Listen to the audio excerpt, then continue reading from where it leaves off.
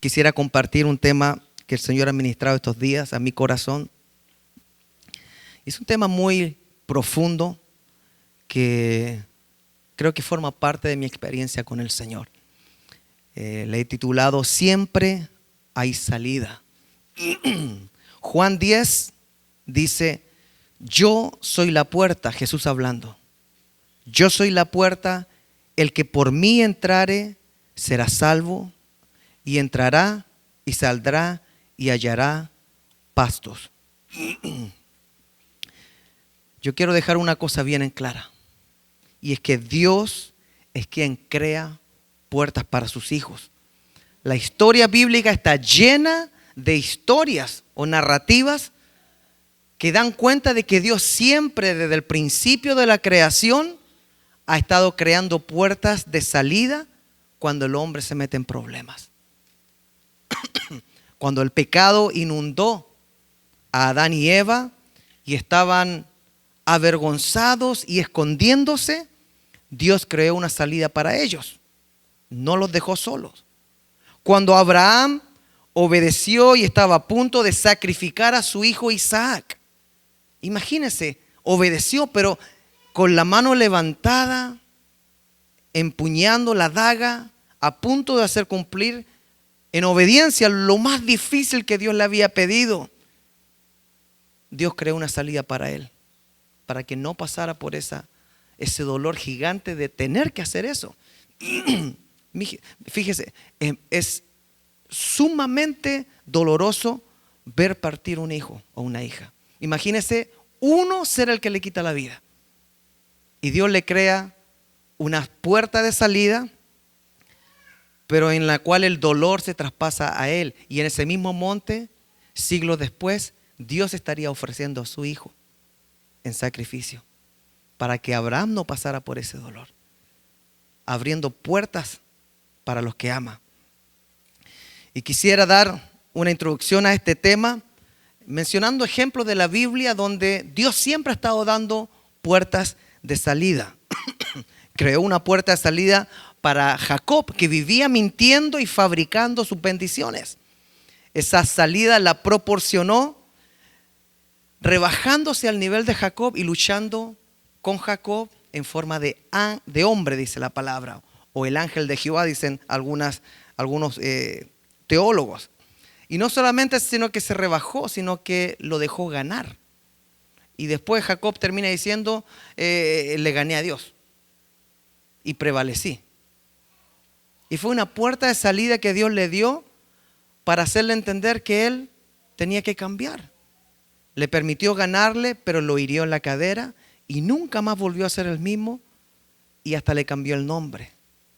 Para poder utilizar a Jacob en los planes, Dios tuvo que abrir una puerta de salida, transformarlo en Israel, le cambió el nombre, herirle la cadera.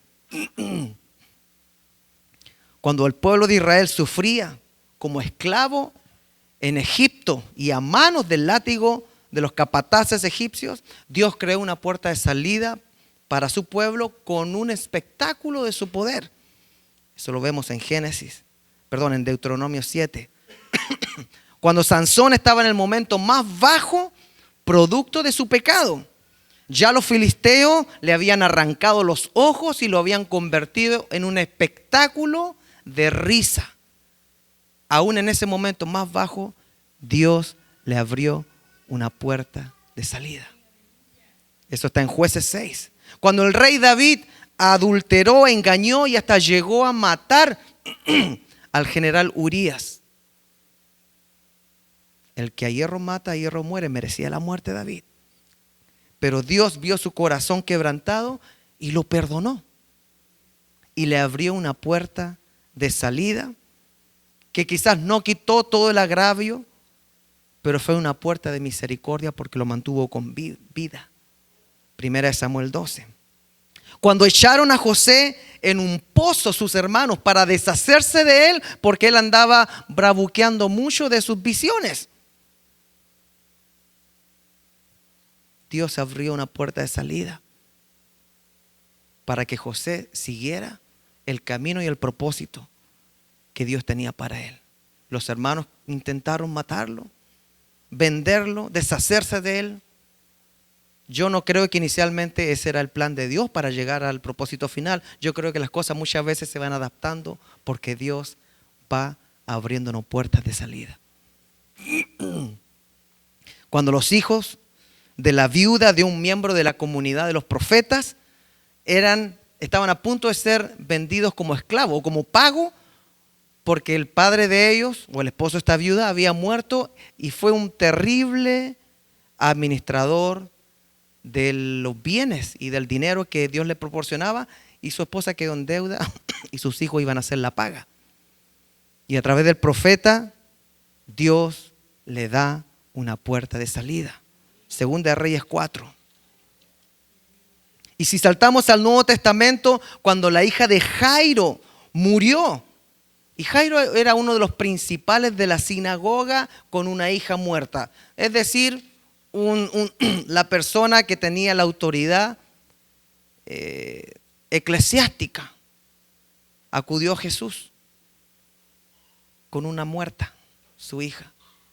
Y Jesús, le abre una puerta de salida y la resucita en Marcos 5. Cuando Lázaro había muerto y sus hermanas Marta y María ya estaban desconsoladas y deshechas, Jesús vino y abrió una puerta de salida para ese dolor y resucita a Lázaro. Juan 13.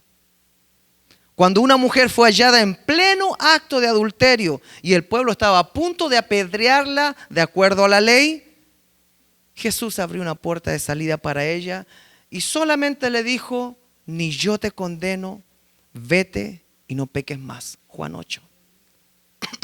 Cuando Pedro lo abandonó y negó a Jesús, aún así Jesús creó una puerta de salida, acercándose a su corazón y preguntándole simplemente: Pedro, ¿me amas? ¿Me amas? ¿Me amas? Amada iglesia Creekside, me puedo pasar horas y horas hablando de todas las puertas de salida que Dios ha creado en su palabra.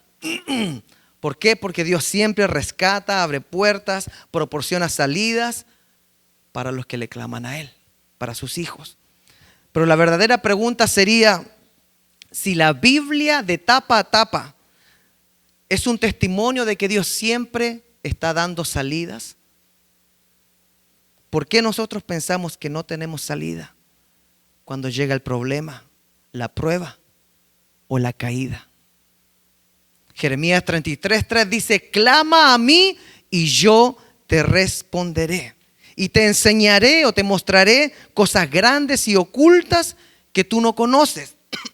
Proverbios 24 dice: porque 7 veces cae el justo y vuelve a levantarse, mas los impíos caerán en el mal. Y aquí hay una advertencia: cuando cayere tu enemigo, no te regocijes. Y cuando tropezare, no se alegre tu corazón de que haya tropezado tu enemigo.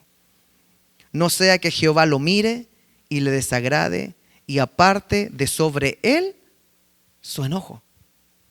Este versículo nos muestra algo muy impactante del corazón de Dios. Y que cuando uno de nuestros enemigos, y quiero enfatizar, de nuestros enemigos, no dice cuando los enemigos de Dios, cuando uno de los que nosotros humanamente consideramos nuestros enemigos, aún así Dios está esperando que nosotros no actuemos con un corazón de maldad, sino que siempre tengamos un corazón parecido al de Él, para que Él nos pueda dar salidas. En eso se basa cuando dice: mía es la venganza, dice el Señor. Si tú no se venga de su enemigo, no esperes nada de Dios, porque ya obtuviste tu venganza. Pero si esperamos en Dios, quizás Dios hasta se va a tener misericordia del enemigo, porque Él abre puertas que nosotros no imaginamos. Juan 10 dice: yo soy la puerta. Jesús está diciendo: yo soy la puerta. El que por mí entrare será salvo, y entrará y saldrá y hallará pastos. ¿Quién es el que crea puertas? ¿Quién es el que se hizo puertas? ¿Quién es el que de tapa a tapa de la historia de la humanidad siempre está dando salidas, creando puertas alternativas? Dios mismo. Ahora, estas puertas no son de gratis o no se consiguen sin un costo. Hay requisitos para estas puertas. Y este es el número 2, requisitos de las puertas de Dios. A estas alturas del mensaje ya deberíamos tener claro quién es el que abre puertas y quién es el que cierra puertas. Quién es el que proporciona salidas, pero ahora vamos a ver las condiciones que Dios necesita para proporcionar esas salidas. Aunque todas las puertas que Dios abre se vean iguales, no todas son iguales. No todas son creadas iguales. Para poder ver el milagro de que Dios abre puertas, el costo es simple: fe, quebrantamiento y una disposición a la obediencia. El costo de las puertas que abre Dios está al alcance de cualquier ser humano, porque es fe, quebrantamiento y una disposición a la obediencia. Veamos por qué es la fe. Hebreos 11:6 dice: sin fe es imposible agradar a Dios, porque es necesario que el que se acerca a Dios crea que Él existe y que sabe recompensar a quienes lo buscan. Sin fe, sin creer en Dios de una manera existencial, nadie en la Biblia podría haber recibido una puerta de salida. Segundo, el requisito, quebrantamiento. Salmo 51:17 dice: los sacrificios que tú quieres son el espíritu quebrantado. Tú, Dios mío, no desprecias al corazón contrito y humillado. Es que Dios es tan lindo que siempre abre puertas de salida, de alguna u otra forma, para los Sansones que se metieron con Dalilas, o para los David modernos que alguna vez nos metimos con Betsabé. O puedo nombrar muchas situaciones en las cuales nosotros volvemos a repetirlas y Dios nos sigue abriendo puertas de salida. Si es que hay alguno que se identifica que ha caído alguna vez, porque hay algunos que son santos en la iglesia, eternos.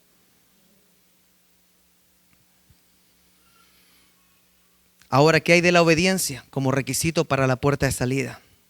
1 Samuel 15:22 dice: Samuel respondió: ¿qué agrada más al Señor? ¿Que se le ofrezcan holocaustos y sacrificios o que se obedezca lo que Él dice? El obedecer vale más que el sacrificio y prestar atención más que la grasa de carneros. Fíjese que yo he visto personas enojadas porque Dios ha recompensado más a personas que no se han esforzado tanto como ellas. ¿Y por qué esa persona recibió lo que yo debería haber recibido?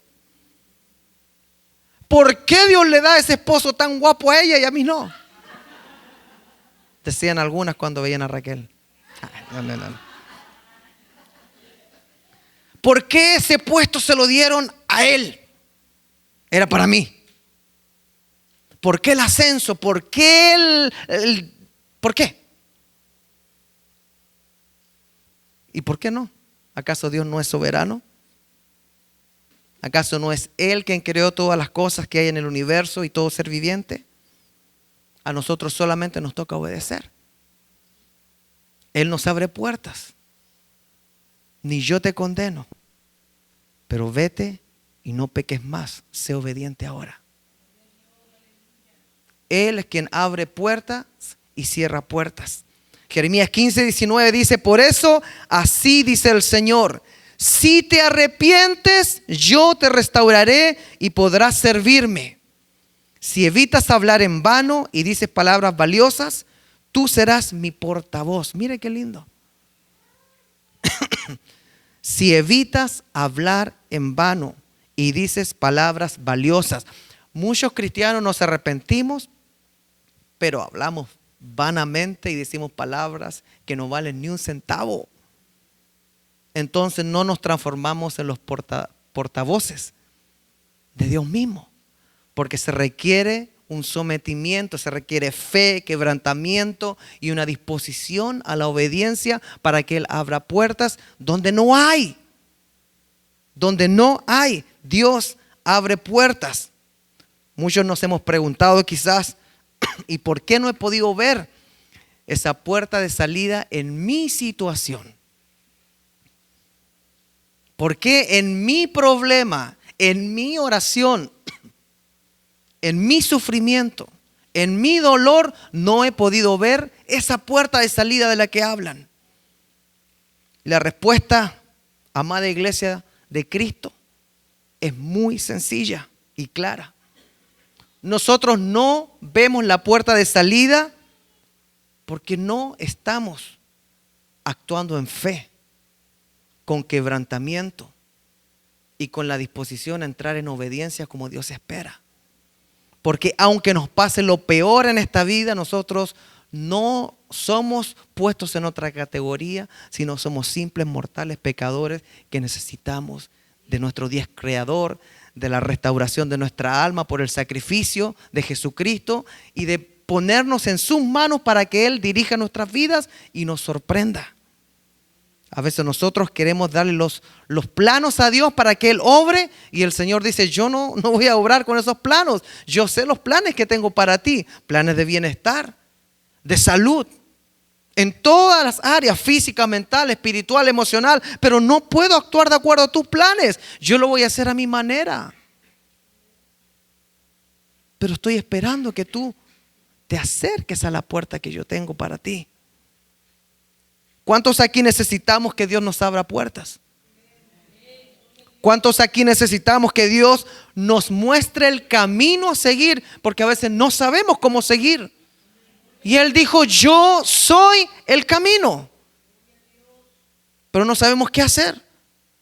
Jóvenes no saben qué estudiar, no saben con quién estar saliendo, no saben en qué trabajar, no saben qué propósito seguir, no saben cómo tomar a su pareja y salir adelante juntos, no saben cómo dirigir a los hijos para que sean personas que amen a Dios. No sabemos tantas cosas, pero Él dice, yo soy la puerta. Lo leímos, yo soy el camino, pero tengo condiciones: fe, quebrantamiento y una disposición a la obediencia. ¿Cuántos de los que estamos aquí seguimos tratando a Dios como el genio de la lámpara mágica? Que lo frotamos en oración cuando tenemos la necesidad de que se abra una puerta de salida.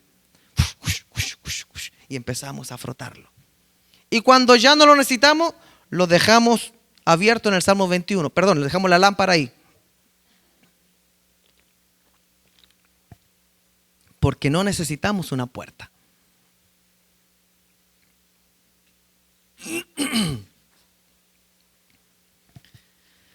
Y esto me lleva al tercer punto, que es una observación tan profunda. Y es que Dios no parcha, sino que Dios reconstruye. ¿A cuántos de los que están aquí, si le dijeran, mira ese puente que estás a punto de cruzar en tu auto, en tu carro, casi se cayó la semana pasada, pero no te preocupes porque los vecinos lo parcharon? ¿Qué haría usted si va con su familia? ¿Cómo? No, los vecinos se organizaron y lo parcharon en el puente, así que dele con su SUV. ¿Pasaríamos por un puente parchado? ¿O nos gustaría que fuera reconstruido? Ponga atención, Mateo 7. A cualquiera que me oye estas palabras y las pone en práctica, lo compararé a un hombre prudente que edificó su casa sobre la roca. Cayó la lluvia, vinieron los ríos y soplaron los vientos y azotaron aquella casa. Pero ésta no se vino abajo porque estaba fundada sobre la roca. Por otro lado, a cualquiera que me oye estas palabras y no las pone en práctica, lo compararé a un hombre insensato que edificó su casa sobre la arena. Cayó la lluvia, vinieron los ríos y soplaron los vientos y azotaron aquella casa, y ésta se vino abajo y su ruina fue estrepitosa. Amada iglesia Creekside, nunca vamos a ver a Dios reconstruyendo nada sobre la arena. Si queremos ver algo restaurado, debemos entender que la restauración siempre requiere un cambio o que algo muera. Si queremos ver algo declarado sano, debemos entender que algo en el reino de Dios, como Él lo plantea, para sanar algo, siempre algo tiene que morir. Este es un problema gigante que tenemos en la mente cristiana y yo diría en la doctrina evangélica. Pensamos que Dios restaura con una mentalidad de parche.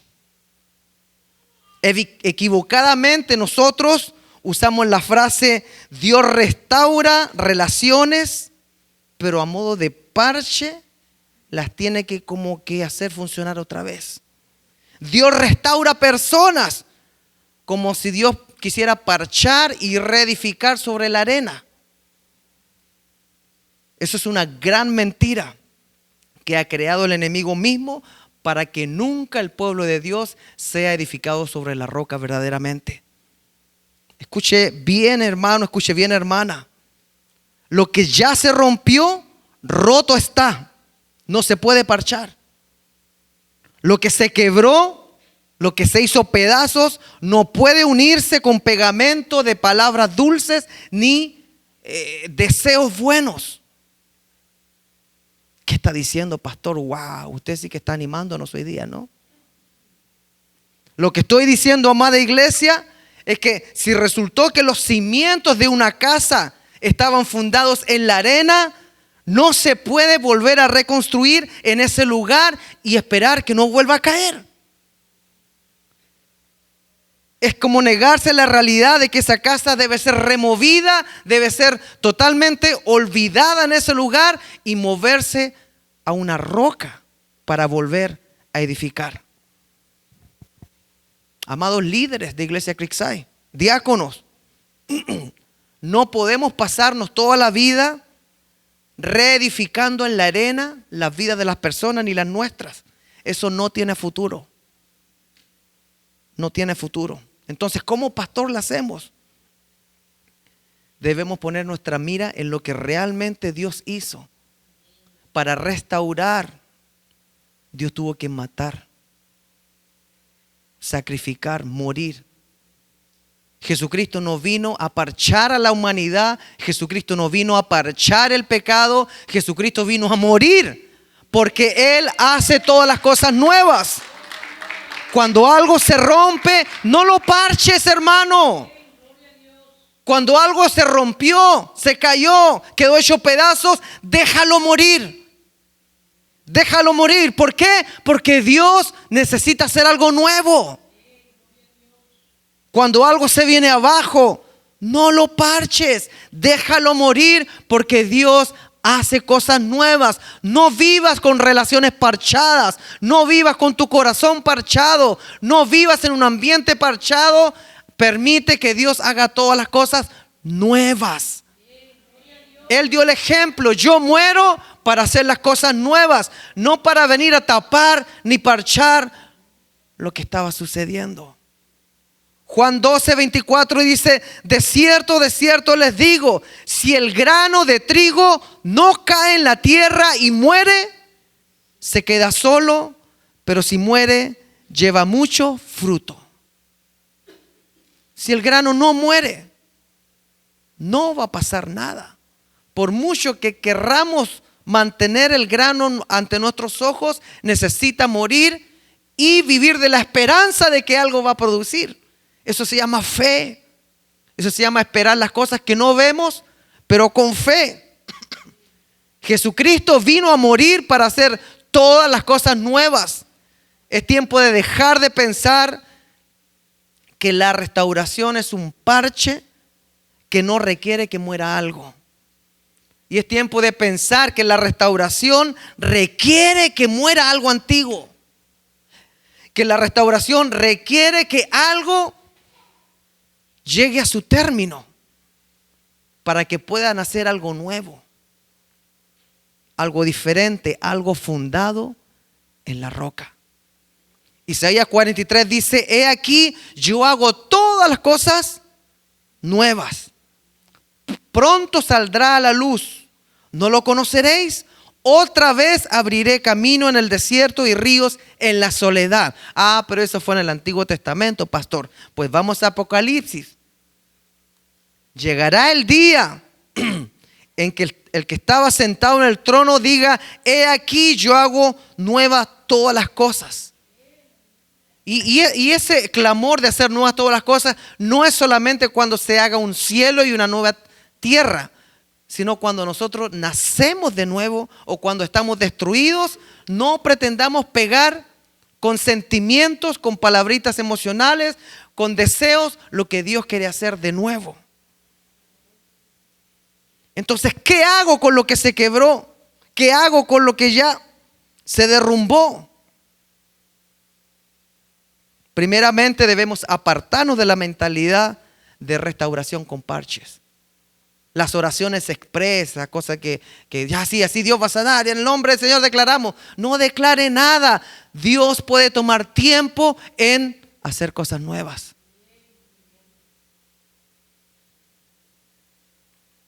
Fe, quebrantamiento y la disposición a obedecerle es un camino que debemos experimentar para reconstruir los muros que están por el suelo. Si fracasamos en nuestra vida personal, si caímos, si pecamos y quedamos destruidos, no busquemos parchar nuestra vida, hermanos. Pidámosle a Dios que en su misericordia Él nos tome en sus manos, pero ahora, y aquí está la clave, como un alfarero. ¿Y qué va a hacer el alfarero? Va a destruir lo que éramos. No va a empezar a parchar el vaso o la vasija. No va a echarle pegamento, sino que va a deshacer todo lo que éramos para crear algo nuevo conforme a su voluntad. Y si fracasamos en nuestras relaciones matrimoniales, ¿qué hacemos entonces? Tampoco busquemos que haya un parche en nuestro matrimonio. No va a funcionar. Es absurdo seguir edificando un matrimonio sobre la arena. Si cayó es porque no estaba en la roca. Entonces, ¿qué hago? Tiene que morir. Lo que era tiene que morir para que nazca algo nuevo. No va a poder edificar sobre lo que ya cayó. Tiene que morir algo y tiene que nacer algo nuevo. Pidámosle a Dios en su misericordia que Él nos tome en sus manos, pero aquí viene lo difícil. ¿Sabe lo que significa pedirle a Dios que nos tome en sus manos como alfarero? ¿Saben lo que significa decirle a Dios: Señor, destrúyeme? Eso puede que duela. Eso puede que deshaga todo lo que yo era. Pero para llegar a ser lo que Dios quiere que sea. Jeremías 18 dice: esta es la palabra que vino a Jeremías de parte del Señor. Levántate y baja ahora mismo a la casa del alfarero y allí te comunicaré mi mensaje. Entonces bajé a la casa del alfarero y lo encontré trabajando en el torno. Pero la vasija que estaba modelando se deshizo en sus manos. Así que volvió a hacer otra vasija hasta que le pareció, ¿a quién? Al alfarero, que había quedado bien. En ese momento la palabra del Señor vino a mí y me dijo: Iglesia Creekside, ¿acaso no puedo hacer con ustedes lo mismo que hace este alfarero con el barro? Afirma el Señor. Amada, preciosa, linda iglesia del Señor, puede sonar doloroso, puede sonar desastroso, pero es necesario. Dios no va a parchar nuestras vidas rotas. Dios no va a parchar nuestras relaciones o matrimonios rotos. Querramos o no, la única alternativa que nosotros tenemos es entrar a la casa del alfarero y ponernos voluntariamente en las manos que destruyen lo que había, pero se encarga de crear algo nuevo. Dios no va a ser nuestro psicólogo, Dios va a ser nuestro constructor. Él crea de la nada, Él no necesita materiales para crear. Él hace un corazón nuevo. Por eso el salmista decía, después de adulterar, de mentir, de asesinar, Señor, por favor, crea en mí un corazón nuevo. No parches el anterior, porque ese nació en la arena, no funcionó, se vino abajo. Crea en mí un corazón nuevo. ¿Por qué nosotros nos aferramos a mantener los pedazos del corazón roto que tenemos? ¿Por qué nosotros nos aferramos a mantener los pedazos de relaciones rotas que quedaron?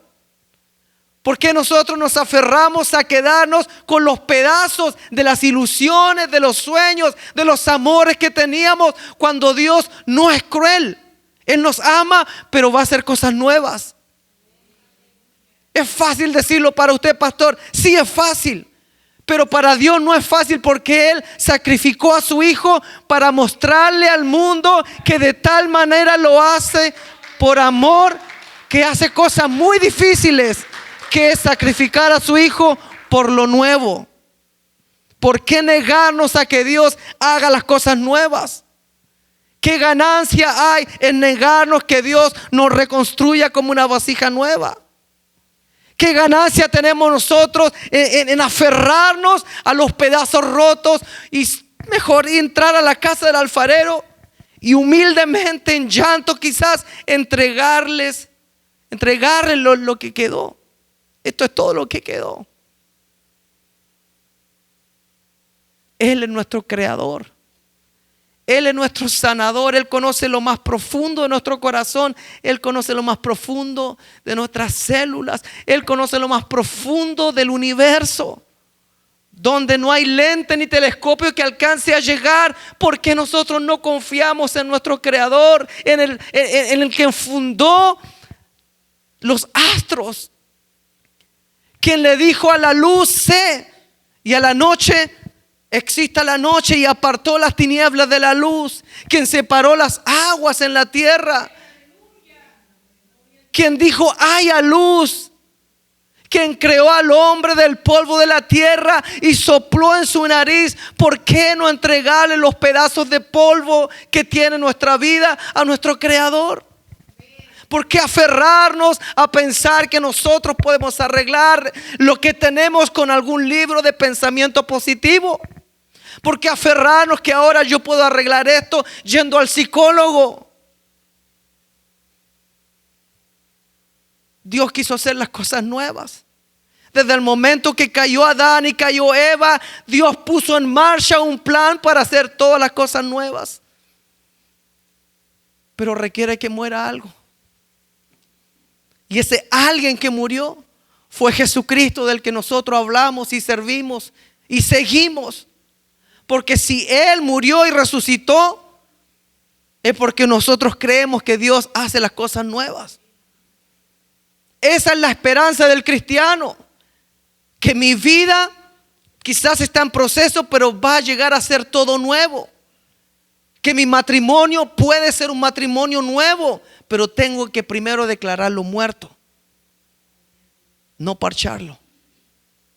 Entregárselo al alfarero para que él vea cómo arregla las cosas o cómo termina algo que no debe continuar.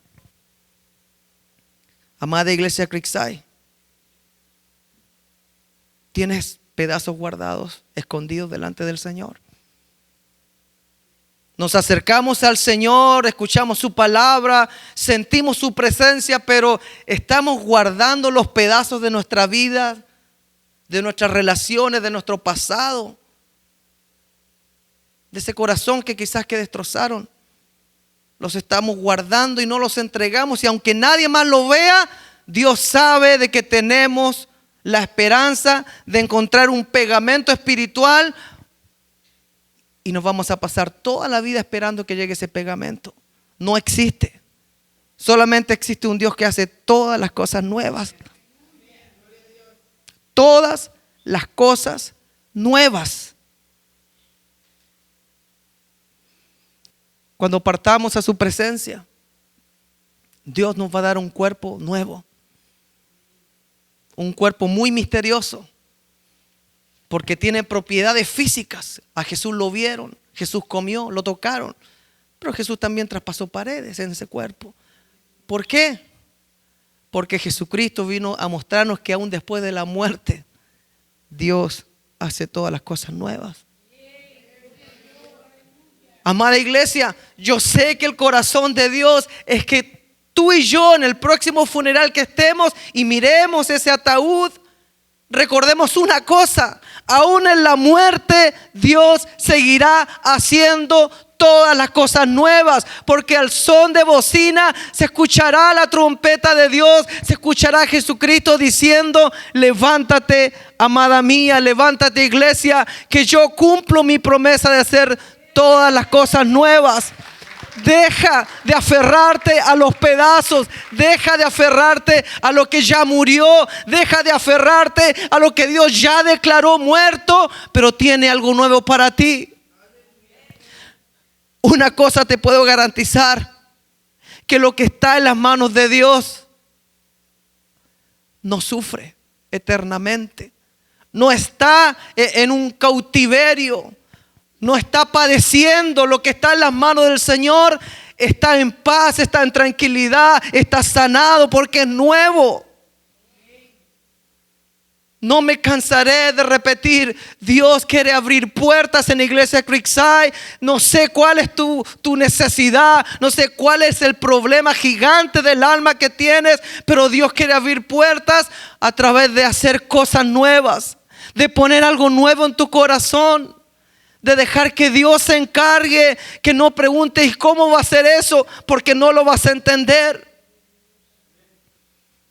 En medio del fracaso es imposible que nosotros con ojos humanos podamos ver lo que Dios va a hacer. Y es ahí donde viene otra vez fe, quebrantamiento y la disposición a obedecerme. ¿Por qué no confías en mí que te cree? Si tan solo te pido fe, quebrantamiento y la disposición a obedecerme, yo me encargaré de guiarte por el camino a través de mi palabra, que es la lámpara para tus pies. Pero yo quiero abrir puertas. Ábrela. Yo he puesto una puerta delante de ti. Mi Hijo Jesucristo tuvo que morir. Y la muerte de Jesucristo no fue cualquier cosa, hermano amado. El dolor, el padecimiento del creador del universo, como dice Juan: en el principio el verbo, la palabra, el logos, era Dios. Jesús era Dios. Y por Él y para Él se hicieron todas las cosas. Y Él creaba. Y en el misterio de la Trinidad, el Padre, ver al creador de todo lo que existe, su Hijo, poniéndose voluntariamente para ser clavado, abofeteado, insultado en 2 árboles cortados que le llaman cruz. No tiene sentido, no fue fácil. Pero Dios lo exaltó hasta lo sumo y le dio un nombre que es sobre todo nombre, para todo aquel que en él creyere.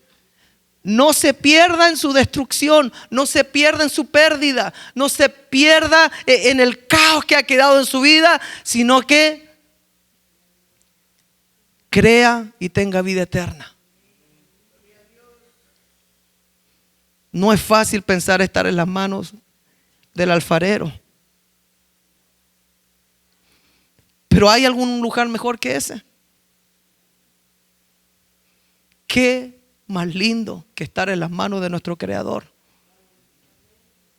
La lógica me dice que si se me echa a perder un auto, un carro, lo voy a mandar al dealer que está encargado de arreglar, porque tiene las partes originales, porque tiene personas especializadas.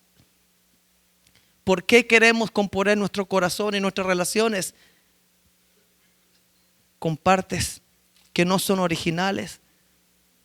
Con lugares donde no tiene nada que ver el Creador, sino son simplemente mentalidades humanas. Si tan solo nosotros disponiéramos nuestra vida en las manos del Señor y tuviéramos fe, quebrantamiento y la disposición a obedecer, nosotros podemos ser una nueva criatura. Dios promete hacer todas las cosas nuevas. ¿Agarraremos esa promesa? Abriremos esa puerta que Dios está colocando al frente de nosotros, pero que no nos va a obligar a pasar por ella. Es una puerta que requiere una decisión, a entregar lo que ha muerto y declararlo muerto y decir: Señor, yo sé que tú a todo le das vida, pero con cosas nuevas, de una manera nueva. Pongámonos de pie, por favor.